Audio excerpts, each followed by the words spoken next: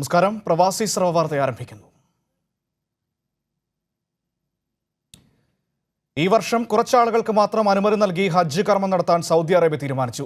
സ്വദേശികൾക്കും വിവിധ രാജ്യക്കാരായ സൗദിയിൽ താമസിക്കുന്നവർക്കും മാത്രമായിരിക്കും ഹജ്ജിന് അവസരം. വിദേശ രാജ്യങ്ങളിൽ നിന്നുള്ളവർക്ക് ഈ വർഷത്തെ ഹജ്ജ് കർമ്മത്തിൽ പങ്കെടുക്കാൻ സാധിക്കില്ലെന്നും സൗദി അറേബ്യയിലുള്ളവർക്ക് ഹജ്ജിനെത്താമെന്നും മന്ത്രാലയം അറിയിച്ചു. കോവിഡ് വ്യാപന കരുതലിന്റെ ഭാഗമായി സാമൂഹിക അകലം പാലിച്ചും മറ്റ് വ്യവസ്ഥകൾ പാലിച്ചുമായിരിക്കും ഹജ്ജ് നടത്തുക. തീർത്ഥാടകരുടെ ആരോഗ്യ സുരക്ഷ കണക്കിലെടുത്ത ഈ വർഷത്തെ ഹജ്ജ് സൗദി അറേബ്യയിൽ നിന്നുള്ള കുറച്ചു പേർക്ക് മാത്രമായി പരിമിതപ്പെടുത്താനുള്ള സർക്കാരിന്റെ തീരുമാനത്തിന് സൗദി ഉന്നത പണ്ഡിത സഭ അംഗീകാരം നൽകി. ശരീഅത്തിന് അനുസൃതമായുള്ള ബുദ്ധിപൂർവമായ തീരുമാനമാണ് ഇതെന്ന് ഈജിപ്തിലെ അൽ അസർ ഇമാം ഷൈഖ് അഹമ്മദ് അൽ തയ്യിബ് പറഞ്ഞു. ഈ വർഷത്തെ ഹജ്ജിന് സൗദി സർക്കാർ കൈക്കൊള്ളുന്ന മുൻകരുതലിനെ മുസ്ലിം വേൾഡ് ലീഗിന് കീഴിലുള്ള പണ്ഡിത സമിതിയും ലോക മസ്ജിദ് പരമോന്നത സമിതിയും പിന്തുണച്ചു. മറ്റ് എമിറേറ്റുകളിൽ നിന്ന് അബുദാബിയിലേക്കുള്ള പ്രവേശന വിലക്ക് ഒരാഴ്ചത്തേക്ക് കൂടി നീട്ടി. എന്നാൽ അബുദാബിക്കുള്ളിൽ മേഖലാ സഞ്ചാര നിയന്ത്രണം പിൻവലിച്ചു. അൽദഫ്ര, അലൈൻ എന്നിവിടങ്ങളിലുള്ളവർക്ക് അബുദാബിയിലേക്ക് പ്രവേശിക്കാൻ അനുമതി വേണ്ട. എന്നാൽ ഇതര എമിറേറ്റുകളിൽ നിന്നുള്ള ചരക്ക് നീക്കം തടയില്ല. പ്രത്യേക അനുമതിയുള്ളവരെയും കടത്തിവിടും. അബുദാബിയിൽ നിന്ന് മറ്റ് എമിറേറ്റുകളിലേക്ക് പോകാനും അനുവദിക്കും.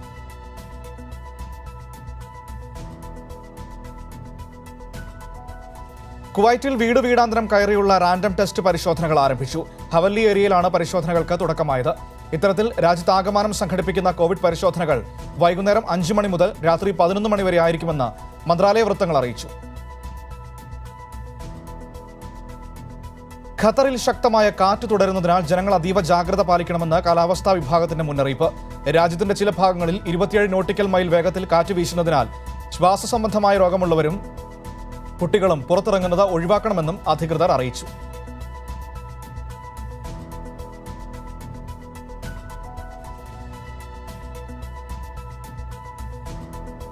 സൗദിയിൽ കോവിഡ് ബാധിച്ച് 4 മലയാളികൾ കൂടി മരിച്ചു. റിയാദിൽ കോട്ടയം ഏറ്റുമാനൂർ സ്വദേശി പ്രസാദ് അത്തമ്പള്ളി, പത്തനാപുരം സ്വദേശി രാമചന്ദ്രൻ ആചാരി, അൽഹസയിൽ കോതമംഗലം സ്വദേശിനി തെക്കേക്കുടി ബിജി ജോസ്, ദമാമിൽ കണ്ണൂർ പാപ്പിനിശ്ശേരി സ്വദേശി കണ്ണോത്ത് പ്രേംരാജ് എന്നിവരാണ് മരിച്ചത്.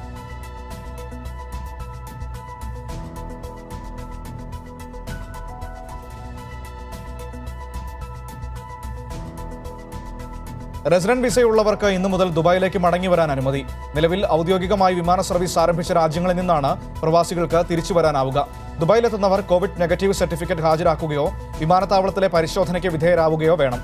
14 ദിവസത്തെ നിർബന്ധിത ക്വാറന്റൈനിൽ കഴിയണമെന്നും ദുരന്ത നിവാരണ ഉന്നതാധികാര സമിതി വ്യക്തമാക്കി.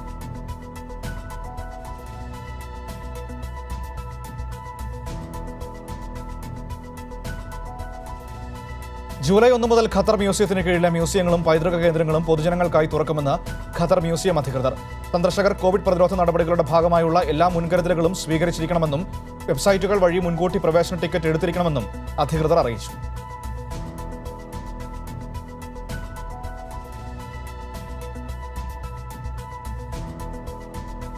കർഫ്യൂ സമയത്തിൽ വന്ന മാറ്റം കണക്കിലെടുത്ത് കുവൈറ്റിൽ റെസ്റ്റോറന്റുകളുടെയും കഫേകളുടെയും പ്രവർത്തന സമയത്തിൽ മാറ്റം വരുത്തി മുനിസിപ്പാലിറ്റി ഉത്തരവിറക്കി. ഇനി മുതൽ രാവിലെ 6 മണി മുതൽ വൈകിട്ട് 6:30 വരെയായിരിക്കും പ്രവർത്തന സമയം. എന്നാൽ ഡെലിവറി, ഡ്രൈവ് ത്രൂ എന്നീ സർവീസുകൾ മാത്രമായിരിക്കും ലഭ്യമാകുകയെന്നും അധികൃതർ അറിയിച്ചു.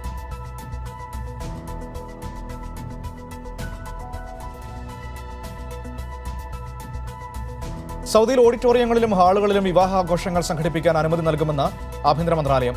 50-ൽ കൂടുതൽ ആളുകൾ ഒത്തുചേരാൻ പാടില്ലെന്ന് അനുശാസിക്കുന്ന ആരോഗ്യ പ്രോട്ടോകോൾ പാലിച്ചായിരിക്കണം ഓഡിറ്റോറിയങ്ങളിലും ഹാളുകളിലും വിവാഹ ആഘോഷങ്ങൾ നടത്തേണ്ടത്.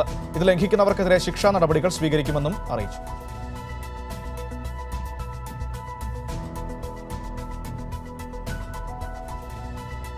ബഹ്റൈൻ വിമാനത്താവളത്തിൽ കോവിഡ് പ്രതിരോധത്തിന്റെ ഭാഗമായി ആരോഗ്യ സുരക്ഷാ നടപടികൾ കർശനമാക്കുന്നു. വിവിധ രാജ്യങ്ങളിലെ വിമാനത്താവളങ്ങൾ തുറക്കുന്ന സാഹചര്യത്തിലാണ് ബഹ്റൈൻ അന്താരാഷ്ട്ര വിമാനത്താവളത്തിലും ആരോഗ്യ സുരക്ഷാ നടപടികൾ ശക്തമാക്കുന്നത്. എയർലൈൻ സ്റ്റാഫ്, എയർപോർട്ട് സ്റ്റാഫ്, യാത്രക്കാർ എന്നിവർക്ക് മാത്രമേ ടെർമിനലിൽ പ്രവേശനം അനുവദിക്കുകയുള്ളൂ. നിയമങ്ങൾ കൃത്യമായി പാലിക്കണമെന്നും അധികൃതർ അഭ്യർത്ഥിച്ചു.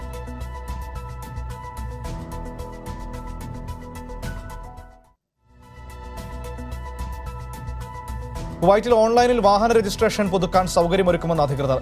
നിലവിലുള്ള രജിസ്ട്രേഷൻ കാർഡിന് പകരമായി സ്മാർട്ട് കാർഡ് സംവിധാനം ഏർപ്പെടുത്തുമെന്ന് ആഭ്യന്തര മന്ത്രാലയം അറിയിച്ചു.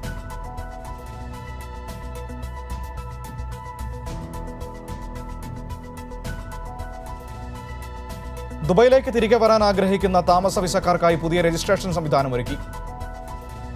smart.grdrfad.gov.ae എന്ന വെബ്സൈറ്റിൽ പേര് രജിസ്റ്റർ ചെയ്യണം. അപേക്ഷ അംഗീകരിക്കുകയാണെങ്കിൽ ഉടനടി സന്ദേശം കിട്ടും. ഇതിനുശേഷമേ ടിക്കറ്റ് എടുക്കാൻ പാടുള്ളൂവെന്ന് അധികൃതർ അറിയിച്ചു. യാത്രാ സമയത്ത് അനുമതി കിട്ടിയ ഇമെയിലിന്റെ പകർപ്പ് കയ്യിൽ കരുതണമെന്ന് എമിറേറ്റ്സ് എയർലൈൻസ് അറിയിച്ചിട്ടുണ്ട്.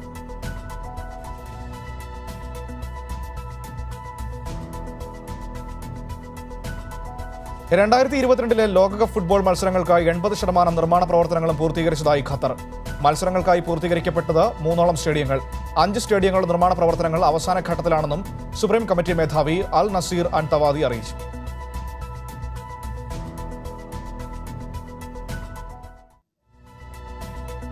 കുവൈറ്റിൽ കോവിഡ് വ്യാപിക്കുന്നത് തടയുന്നതിനുള്ള നടപടികളുടെ ഭാഗമായി നിർത്തിവച്ച പത്രങ്ങളുടെയും മാസികകളുടെയും പ്രിന്റിംഗ് പുനരാരംഭിക്കാനും വിതരണം ചെയ്യുവാനും അനുവദിച്ചതായി സർക്കാർ വൃത്തങ്ങൾ അറിയിച്ചു.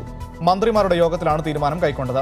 അച്ചടിച്ച പത്രങ്ങൾ, മാസികകൾ എന്നിവയുടെ വിതരണത്തിനും പൊതുവായ ഉപയോഗത്തിനും മെയ് 10 മുതലാണ് രാജ്യത്ത് നിയന്ത്രണം ഏർപ്പെടുത്തിയിരുന്നത്.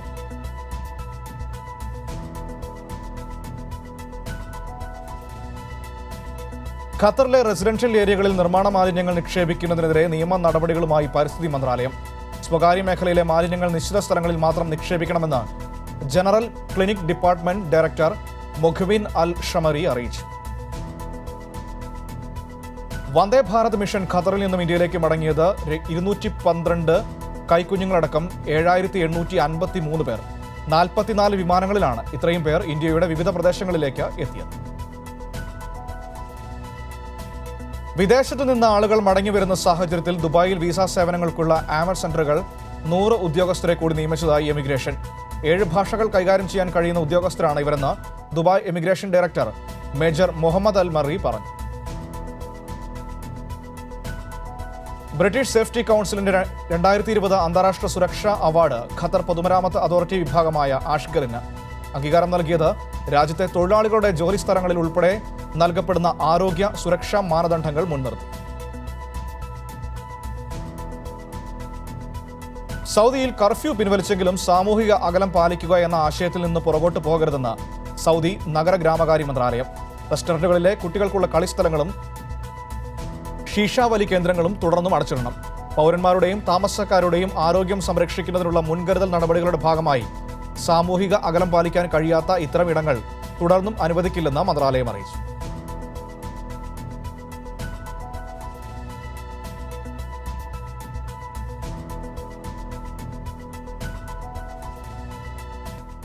ഒമാനിലെ കോവിഡ് ബാധിതരുടെ എണ്ണം 31,000 കവിഞ്ഞു. 31,076 പേർക്കാണ് ഇതുവരെ കോവിഡ് സ്ഥിരീകരിച്ചിരിക്കുന്നത്. ഇതിൽ 16,408 പേർ സുഖം പ്രാപിച്ചിട്ടുണ്ടെന്ന് ഒമാൻ ആരോഗ്യ മന്ത്രാലയം അറിയിച്ചു. ഇതുവരെ 137 പേർ കോവിഡ് ബാധിച്ച് മരിച്ചിട്ടുണ്ട്. 3 ആഴ്ചത്തെ ലോക്ക്ഡൌണിന് ശേഷം കുവൈറ്റിലെ ഖൈത്താൻ മേഖലയിലെ താമസക്കാർ സാധാരണ ജീവിതത്തിലേക്ക് മടങ്ങി വന്നു. എന്നാൽ മലയാളികൾ ഉൾപ്പെടെയുള്ളവർ തിങ്ങിപ്പാർക്കുന്ന ജിലീബ്, അൽ ഷുഹൈബ്, മഹബുള്ള ഏരിയകളിൽ കഴിഞ്ഞ 3 മാസത്തിലധികമായി തുടരുന്ന ലോക്ക്ഡൌൺ ഇപ്പോഴും തുടരുകയാണ്.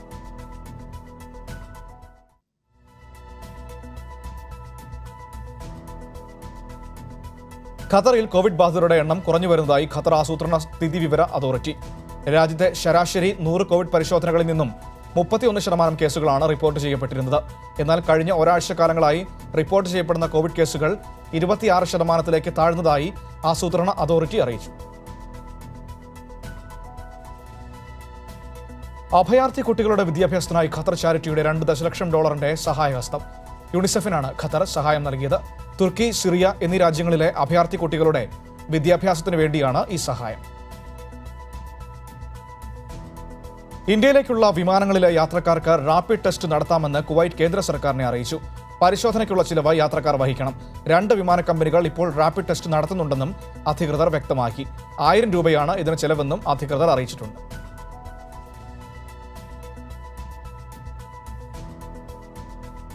അജ്മാനിലെ മാർക്കറ്റ് തൊഴിലാളികൾക്കായി അജ്മാൻ മെഡിക്കൽ ഡിസ്ട്രിക്ട് സൗജന്യ കോവിഡ് പരിശോധന നടത്തുന്നു. 700ഓളം വരുന്ന തൊഴിലാളികളിൽ പരിശോധന നടത്താനാണ് തീരുമാനമെന്ന് Ajman medical district director Hamad Tariam Al Shamsi അറിയിച്ചു. അജ്മാൻ പ്രിവന്റീവ് മെഡിസിൻ സെന്റർ, മാനവ വിഭവശേഷി മന്ത്രാലയം, മുനിസിപ്പാലിറ്റി, ആസൂത്രണ വകുപ്പ് എന്നിവയും ഈ ദൗത്യത്തിൽ പങ്കാളികളാണ്. സൗദിയിൽ കോവിഡ് രോഗികളുടെ എണ്ണം ഉയരുന്നു. ഇതുവരെ 1,61,005 പേർക്കാണ് രോഗം സ്ഥിരീകരിച്ചിരിക്കുന്നത്. അതേസമയം രോഗമുക്തി നേടുന്നവരുടെ എണ്ണത്തിലും വർധനവുണ്ട്. 1,05,175 പേരാണ് ഇതുവരെ സുഖം പ്രാപിച്ചത്. ഷാർജയിൽ സാധാരണ ജീവിതം പുനഃസ്ഥാപിക്കുന്നതിന് മുന്നോടിയായി സാമ്പത്തിക വികസന വകുപ്പ് ആരോഗ്യ സുരക്ഷാ മുൻകരുതലുകൾ പുറപ്പെടുവിച്ചു. ഷാർജയിലെ സിനിമാ തിയേറ്ററുകൾ, ജിം, വാലറ്റ് പാർക്കിംഗ് എന്നിവ നാളെ മുതൽ തുറന്നു പ്രവർത്തിക്കാൻ ഒരുങ്ങുന്ന സാഹചര്യത്തിലാണ് മാനദണ്ഡങ്ങൾ പുറപ്പെടുവിച്ചത്. ജീവനക്കാരും സന്ദർശകരും ശരീര താപനില പരിശോധിക്കൽ, ഹാൻഡ് സാനിറ്റൈസർ, സാമൂഹിക അകലം പാലിക്കൽ, മുഖാവരണം ധരിക്കൽ തുടങ്ങിയ എല്ലാവിധ സുരക്ഷാ കാര്യങ്ങളും പാലിച്ചിരിക്കണമെന്ന് അധികൃതർ അറിയിച്ചു.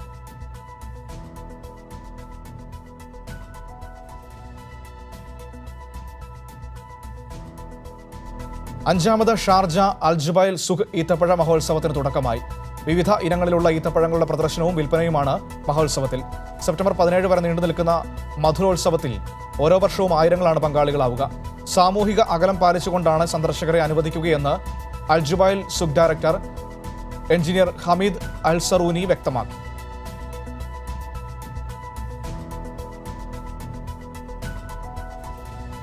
ദുബായിൽ കോവിഡ് വ്യാപനം തടയാൻ കാറുകളിലും കരുതൽ വേണമെന്ന് RTA. യാത്രയ്ക്ക് മുൻപും ശേഷവും വാഹനം അണുവിമുക്തമാക്കണം. ഇത് സംബന്ധിച്ച വീഡിയോയും അധികൃതർ പുറത്തിറക്കിയിട്ടുണ്ട്.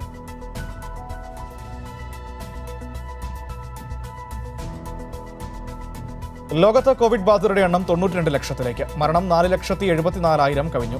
അമേരിക്കയിലും ബ്രസീലിലും സ്ഥിതി അതീവ ഗുരുതരമാണ്. അമേരിക്കയിൽ ഇതുവരെ കോവിഡ് ബാധിച്ച് മരിച്ചവരുടെ എണ്ണം 1,22,653 രോഗബാധിതർ 23,88,153 ബ്രസീലിൽ മരണം 51,407.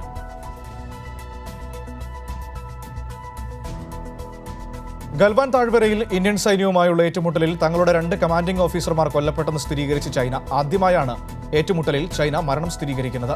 നേരത്തെ ചൈനയുടെ കമാൻഡിംഗ് ഓഫീസർ കൊല്ലപ്പെട്ടെന്ന് ഇന്ത്യൻ മാധ്യമങ്ങൾ റിപ്പോർട്ട് ചെയ്തിരുന്നെങ്കിലും ചൈന സ്ഥിരീകരിച്ചിരുന്നില്ല. 20-ൽ താഴെ ചൈനീസ് സൈനികരും ഏറ്റുമുട്ടലിൽ കൊല്ലപ്പെട്ടെന്ന് ഔദ്യോഗിക മാധ്യമമായ ഗ്ലോബൽ ടൈംസും റിപ്പോർട്ട് ചെയ്തു. 1979 ശേഷം ആദ്യമായാണ് ഏറ്റുമുട്ടലിൽ ചൈനീസ് സൈനികൻ കൊല്ലപ്പെടുന്നത്. ഇന്ത്യക്കെതിരെ വീണ്ടും നേപ്പാളിന്റെ പ്രകോപനം. ഗണ്ഡക് ഡാമിന്റെ അറ്റകുറ്റപ്പണികൾ നടത്താൻ ശ്രമിച്ച ബീഹാറിൽ നിന്നുള്ള ഉദ്യോഗസ്ഥരെ നേപ്പാൾ തടസ്സപ്പെടുത്തി. വെള്ളപ്പൊക്ക ഭീഷണി മുന്നിൽ കണ്ടാണ് അണക്കെട്ടിന്റെ വിവിധ ഭാഗങ്ങളിൽ നടത്തിവന്ന അറ്റകുറ്റപ്പണികളാണ് തടഞ്ഞത്. നേപ്പാളിന്റെ നടപടി വൻ ദുരന്തത്തിന് കാരണമാകുമെന്ന് ജലവിഭവ മന്ത്രി സഞ്ജയ് ഝാ പറഞ്ഞു.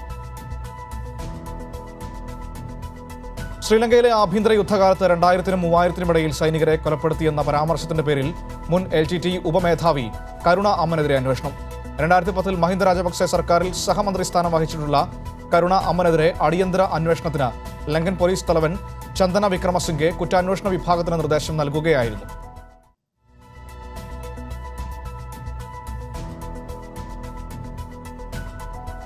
കോവിഡ് അവബോധത്തിനായി മിസ്റ്റർ ബീനും. ലോകാരോഗ്യ സംഘടനയാണ് മിസ്റ്റർ ബീനെ കോവിഡ് അവബോധത്തിനായി തെരഞ്ഞെടുത്തത്.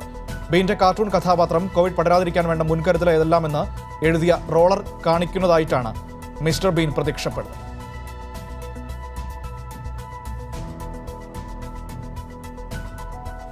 സാത്താൻ സേവക്കാരായ പെൺകുട്ടികൾ ആഭിചാര ക്രിയകൾക്കിടെ ക്രൂരമായി കൊലപ്പെടുത്തിയ സിസ്റ്റർ മരിയ ലൗറമായിനെത്തിയെ വാഴ്ത്തപ്പെട്ടവളായി പ്രഖ്യാപിക്കുന്നതിന് അനുമതി. ഫ്രാൻസിസ് പാപ്പയാണ് അനുമതി നൽകിയിരിക്കുന്നത്. സിസ്റ്ററിന്റെ മരണം രക്തസാക്ഷിത്വമായി അദ്ദേഹം അംഗീകരിച്ചതായി വത്തിക്കാൻ അറിയിച്ചു. ഇറ്റലിയിൽ കിയാവന്ന പട്ടണത്തിൽ 2000-ലാണ് 3 പെൺകുട്ടികൾ കുരിശിന്റെ സഹോദരികളെന്ന സന്യാസ സമൂഹത്തിൽപ്പെട്ട സിസ്റ്റർ മായിനെത്തിയെ കുത്തിക്കൊലപ്പെടുത്തിയത്. പോപ്പ് താരം ജസ്റ്റിൻ ബീബർ ലൈംഗികമായി പീഡിപ്പിച്ചെന്ന ആരോപണവുമായി യുവതികൾ. ഡാനിയേല എന്ന യുവതിയാണ് ആദ്യം രംഗത്തെത്തിയത്. 2014-ൽ ടെക്സസിൽ നടന്ന ഒരു ചടങ്ങിന് ശേഷം തന്നെയും സുഹൃത്തുക്കളെയും ബീബർ ഹോട്ടലിലേക്ക് ക്ഷണിച്ചുവെന്നും ബലാത്സംഗം ചെയ്തുവെന്നുമാണ് ആരോപണം. ട്വിറ്ററിലൂടെയായിരുന്നു ആരോപണം. ഗൽവാൻ വാലിയിൽ ഇന്ത്യ ചൈന ഏറ്റുമുട്ടലിന് ശേഷം ചൈനയ്ക്കെതിരെ ജപ്പാൻ. ചൈന തങ്ങളുടേതെന്ന് അവകാശപ്പെടുന്ന സെനുകാക്കു ദ്വീപിന്റെ പേര് മാറ്റി തങ്ങളുടെ രാജ്യത്തിൻ്റെതാക്കാൻ ജപ്പാൻ നിയമ നടപടികൾ തുടങ്ങിക്കഴിഞ്ഞു. ജപ്പാനിലെ ഒക്കിനാവയിലെ ഇഷിഗാക്കി സിറ്റി കൗൺസിലിനാണ് സെനകാക്കു ദ്വീപിന്റെ പേര് മാറ്റിയത്. സെർബിയയുടെ ഫുട്ബോൾ ക്ലബ്ബായ റെഡ് സ്റ്റാർ ബെൽഗ്രേഡിന്റെ 5 താരങ്ങൾക്ക് COVID-19 സ്ഥിരീകരിച്ചു. Marko Gobeljic, Njegos Petrovic, Dusan Jovancic, Marko Konatar, Branko Jovicic എന്നിവർക്കാണ് രോഗം സ്ഥിരീകരിച്ചത്. യൂറോപ്പിലെ മുൻനിര ലീഗുകളെല്ലാം ആശങ്കയെ തുടർന്ന് നിർത്തിവച്ചപ്പോഴും സെർബിയയിൽ മത്സരങ്ങൾ നടന്നിരുന്നു.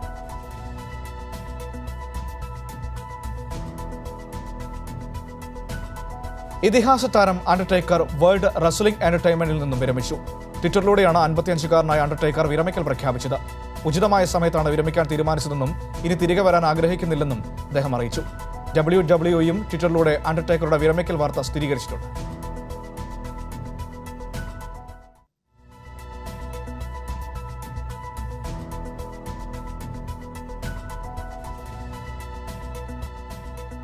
ഈ വർഷം മുഴുവൻ വിദേശ തൊഴിൽ വീസകൾ വിലക്കി അമേരിക്കൻ പ്രസിഡന്റ് ഡൊണാൾഡ് ട്രംപ്. ഇതുമായി ബന്ധപ്പെട്ട സുപ്രധാന ഉത്തരവിൽ ട്രംപ് ഒപ്പിട്ടു. അതിവിദഗ്ധ തൊഴിലാളികൾക്കുള്ള H-1B വീസകൾ, ഹ്രസ്വകാല തൊഴിലാളികൾക്കുള്ള H-2B വീസകൾ, കമ്പനി മാറ്റത്തിനുള്ള L-1 വീസകൾ എന്നിവയാണ് വിലക്കിയത്. ഇപ്പോൾ അമേരിക്കയിലുള്ളവർക്ക് വിലക്ക് ബാധകമല്ല. ഈ മാസം വരെ വീസകൾ വിലക്കി നേരത്തെ പ്രസിഡന്റ് ട്രംപ് ഉത്തരവിട്ടിരുന്നു.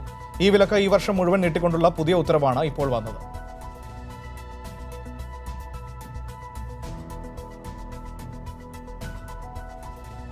സ്പോർട്സ് കൗൺസിലിന്റെ സഹകരണത്തോടെ Dubai water sports summer week registration തുടങ്ങി.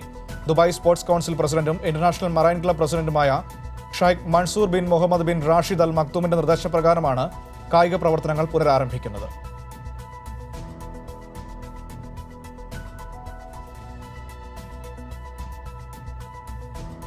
താപനില പരിശോധിക്കാതെ സന്ദർശകർക്ക് വൈറ്റ് ഹൌസിൽ പ്രവേശനം നൽകിയ അധികൃതർ. മാർച്ച് പകുതിക്ക് ശേഷം ആദ്യമായാണ് വൈറ്റ് ഹൌസിൽ താപനില പരിശോധന ഒഴിവാക്കുന്നത്. പ്രസിഡന്റിനെ കാണാനെത്തുന്നവരുടെ താപനിലയും വൈറസ് പരിശോധനയും നടത്തണമെന്ന തീരുമാനം നിലനിൽക്കെയാണ് ഈ നടപടി. കിഴക്കൻ കാബൂളിൽ തിങ്കളാഴ്ച രാവിലെ അഫ്ഗാൻ അറ്റോർണി ജനറൽ ഓഫീസിലെ കാറിന് നേരെ തോക്കുധാരികൾ നടത്തിയ വെടിവയ്പിൽ 2 പ്രോസിക്യൂട്ടർമാർ ഉൾപ്പെടെ 5 പേർ കൊല്ലപ്പെട്ടു. ഇവർക്കൊപ്പം കാർ ഡ്രൈവറും മറ്റു ഉദ്യോഗസ്ഥരും കൊല്ലപ്പെട്ടെന്ന് കാബൂൾ പോലീസ് വക്താവ് അറിയിച്ചു. ആക്രമണത്തിന്റെ ഉത്തരവാദിത്തം ഒരു സംഘടനയും ഏറ്റെടുത്തിട്ടില്ല. അടുത്ത കാലത്തായി അഫ്ഗാനിസ്ഥാനിൽ ആക്രമണം വർദ്ധിച്ചിരിക്കുകയാണ്. ദക്ഷിണ കൊറിയയിൽ കോവിഡ് മഹാമാരിയുടെ 2ാം വരവ് സ്ഥിരീകരിച്ചു. തലസ്ഥാനമായ സിയോൾ കേന്ദ്രീകരിച്ച് പുതിയ കേസുകൾ റിപ്പോർട്ട് ചെയ്തെന്നാണ് കണ്ടെത്തൽ.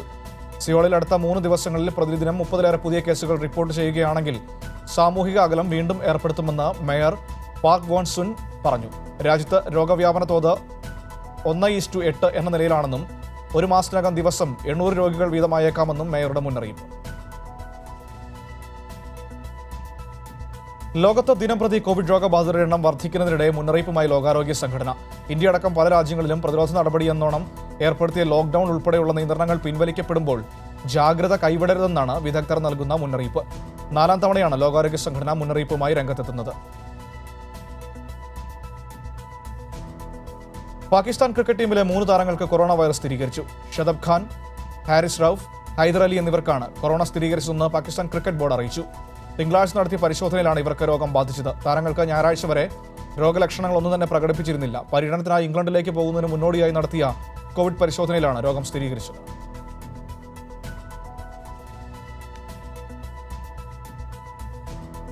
കോവിഡ് വൈറസിനെതിരായ പ്രതിരോധ വാക്സിൻ കണ്ടെത്തിയതായി നൈജീരിയൻ ശാസ്ത്രജ്ഞൻ. നൈജീരിയൻ സർവകലാശാലകളിലെ ശാസ്ത്രജ്ഞരുടെ കൂട്ടായ്മയായ കോവിഡ് റിസർച്ച് ഗ്രൂപ്പാണ് വാക്സിൻ കണ്ടെത്തിയ കാര്യം വെള്ളിയാഴ്ച പ്രഖ്യാപിച്ചത്. വാക്സിൻ ആഫ്രിക്കക്കാർക്ക് വേണ്ടി ആഫ്രിക്കയിൽ വികസിപ്പിച്ചുകൊണ്ടിരിക്കുകയാണെന്ന് ഗവേഷക സംഘത്തലവൻ ഡോക്ടർ ഒലഡിപ്പോ കൊലവോലെ പറഞ്ഞു. ജീവനക്കാർക്ക് കൊറോണ പിടിപെട്ടതോടെ ചൈനയിലെ പെപ്സിക്കോ പ്ലാന്റ് അടച്ചു. പ്ലാന്റിലെ 8 പേർക്കാണ് രോഗം ബാധിച്ചത്.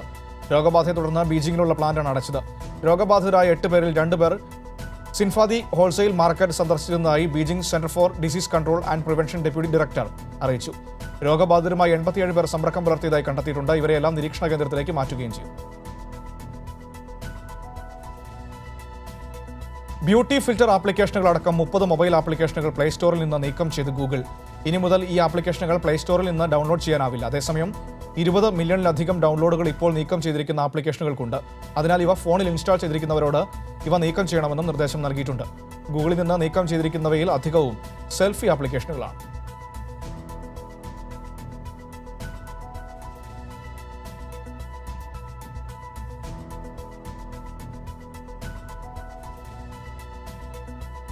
ഇനി ആരോഗ്യ വാർത്തകൾ നോക്കാം. എത്ര അടുത്ത ബന്ധുവായാലും നിരീക്ഷണത്തിൽ വീട്ടിനുള്ളിൽ കഴിയുന്ന ആൾ ഒരു കാരണവശാലും വേറെ കുടുംബത്തിലെ അംഗങ്ങൾ, സുഹൃത്തുക്കൾ എന്നിവരുമായി സമ്പർക്കത്തിൽ ഏർപ്പെടാൻ പാടില്ല. മാസ്ക്, കയ്യുറ തുടങ്ങിയ വ്യക്തിഗത സുരക്ഷാ മാർഗങ്ങൾ സ്വീകരിച്ച ശേഷം വേണം നിരീക്ഷണത്തിൽ കഴിയുന്നവരെ പരിചരിക്കാൻ. രോഗിയെ സ്പർശിച്ചതിന് ശേഷവും രോഗിയുടെ മുറിയിൽ കയറിയതിനു ശേഷവും കൈകൾ സോപ്പ് ഉപയോഗിച്ചോ സാനിറ്റൈസർ ഉപയോഗിച്ചോ കഴുകുക. കൈകൾ ഉണങ്ങിയ തുണി കൊണ്ടോ ടിഷ്യൂ പേപ്പർ കൊണ്ടോ തുടയ്ക്കണം. നിരീക്ഷണത്തിൽ കഴിയുന്നയാൾ ഉപയോഗിക്കുന്ന മാസ്കുകൾ, ടവലുകൾ എന്നിവ സുരക്ഷിതമായി നിർമ്മാർജ്ജനം ചെയ്യണം.